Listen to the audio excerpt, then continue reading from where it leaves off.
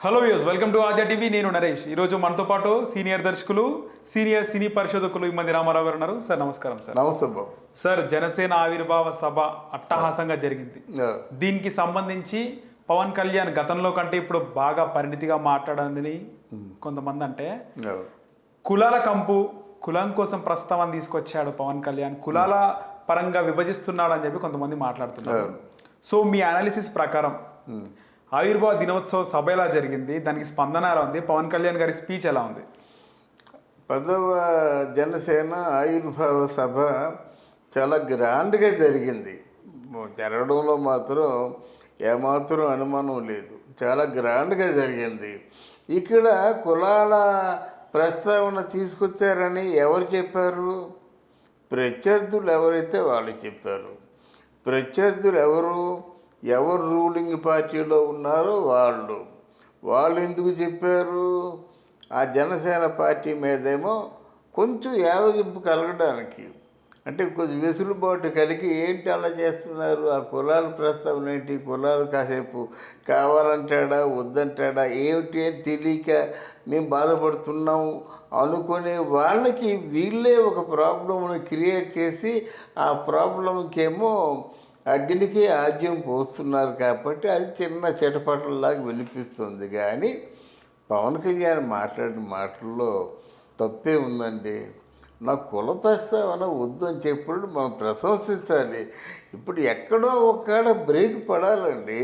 ఇప్పుడు మన కులం అంతా ఒకటి, మన సామాజిక వర్గం అంతా ఒకటి, మనం బాగుపడాలి అని ఒకరు, ఇంకొకరు మన సామాజిక వర్గం, రెడ్లు, కాపులు, కమ్మ, ఇలాగైతే ఎప్పటికీ దీనికి ఎక్కడ అంతా ఒకటే కదా.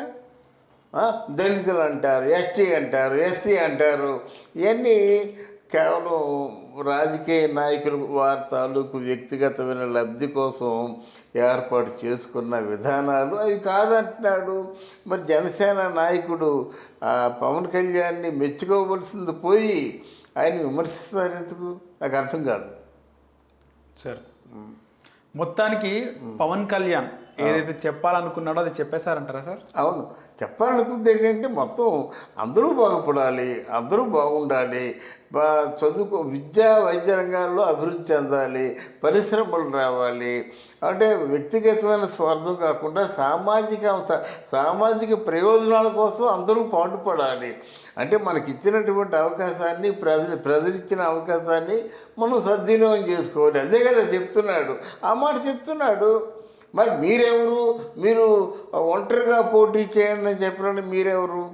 వాళ్ళ ఇష్టం, ఒంటరిగా పోటీ చేస్తారో లేకపోతే మీతోనే కలిసి పోటీ చేస్తారో, ఎలా చేస్తారో మీరెవరు అని చెప్పడానికి ఒంటరిగా పోటీ చేయండి అని. అందువల్ల ఇట్లాంటి ఒక రాజకీయపరమైన కుట్రలు, కుతంత్రాలు, ఆ ప్రేలాపనలు లేకపోయినట్టయితే Pawan Kalyan meeting is best. ఆయన ఇంకో మాట కూడా చెప్పడం జరిగింది సార్, ఏదైతే వైసీపీ కోరుకుంటుందో అది మేము చెయ్యము, దానికి విరుద్ధంగానే జరుగుతోంది. ఏదైతే భారతీయ జనతా పార్టీ మాతో కలిసి రావట్లేదు అని అంటుందో, భారతీయ జనతా పార్టీ పొత్తుపై కూడా క్లారిటీ ఇచ్చేయడం జరిగింది. ఇక ఫైనల్ గా ఏంటి సార్, మిగిలింది టీడీపీ.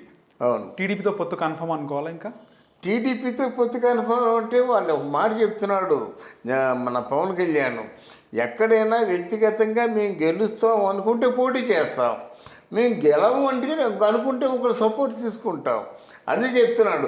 ఓట్లు మాత్రం చెరనివ్వు.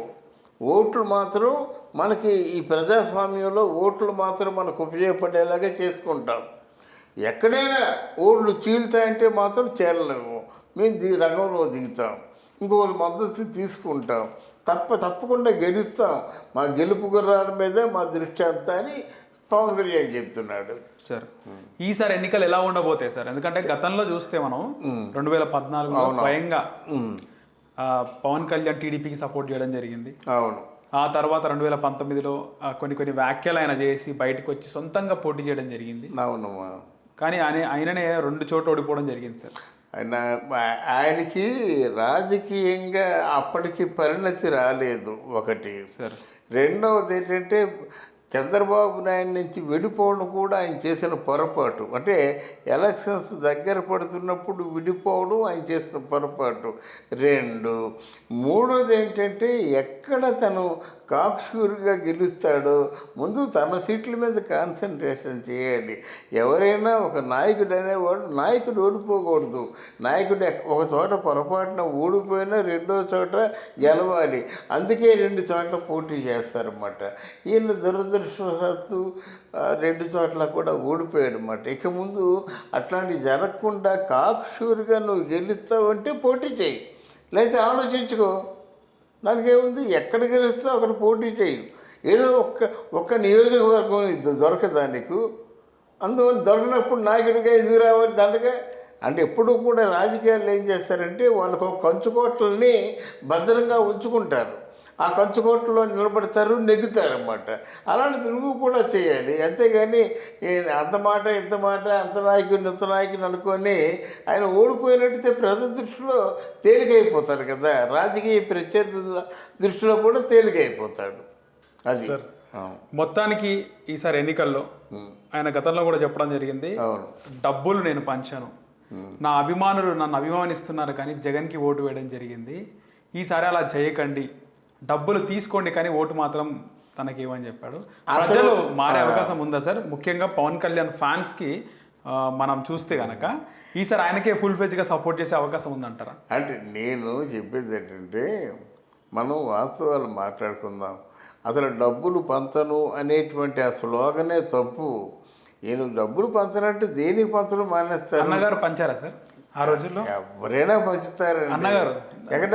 నందమూరి తారక రామారావు గారు అన్నగారు పంచపోవడం ఏంటండి? తెలుగుదేశం అసలు డబ్బులు పంచింది 1983లో డబ్బులు పంచారా నందమూరి తారక రామారావు? కొన్నిటి పంచాలండి, తప్పదు. కార్యకర్తలు పంచాలా, కార్యకర్తల భోజనాలు పంచాలా.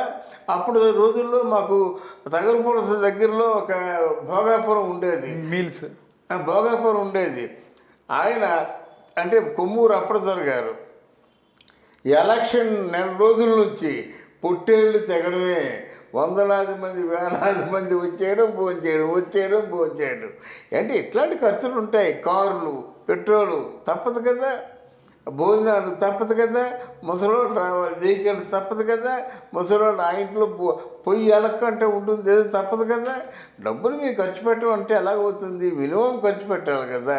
ఖర్చు పెట్టకంటే ఎవడొస్తారు? కాదంటే ఓటికి 3,000, 4,000, 5,000, 10,000 అనుకుంటే మాత్రం అది అరాజకం.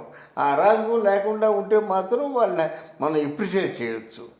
అరాజకం కదండి. ఓటికి 10,000, ఓటికి 20,000 అలాగా పెంచుకుంటూ వెళ్ళిపోయినట్టే వాళ్ళు కూడా అవినీతిని పెంచుకుంటూ వెళ్ళిపోతారు. సింపుల్. ఆంధ్రప్రదేశ్లో మార్పు మొదలైందంటారా సార్? అయితే మార్పు మొదలైందంటే ఇప్పుడు ప్రశ్నార్థకంగా ఉందండి. ఈ ప్రశ్నకి సరైన సమాధానం చెప్పినట్టే మార్పు మొదలవుతుందండి.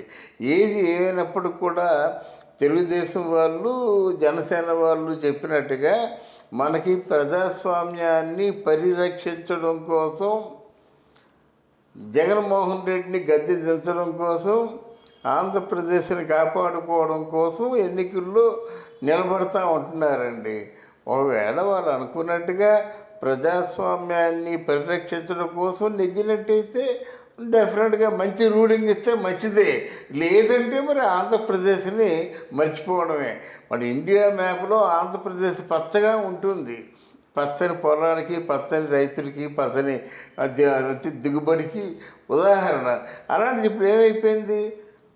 అది రివర్స్ అయిపోయి ఇప్పుడు తెలంగాణలో మంచి పంటలు పండుతున్నాయి. పంటలకేమో ఇది బాగా పేరు తెచ్చుకుంది, ఇక్కడ ఆ పేరు లేకుండా పోయింది ఆంధ్రాలో. అది ఇక ముందేనా మునపటి వైభవం రావాలని నేను మనస్ఫూర్తిగా కోరుకుందాం. ధన్యవాదాలు సార్. Thank you.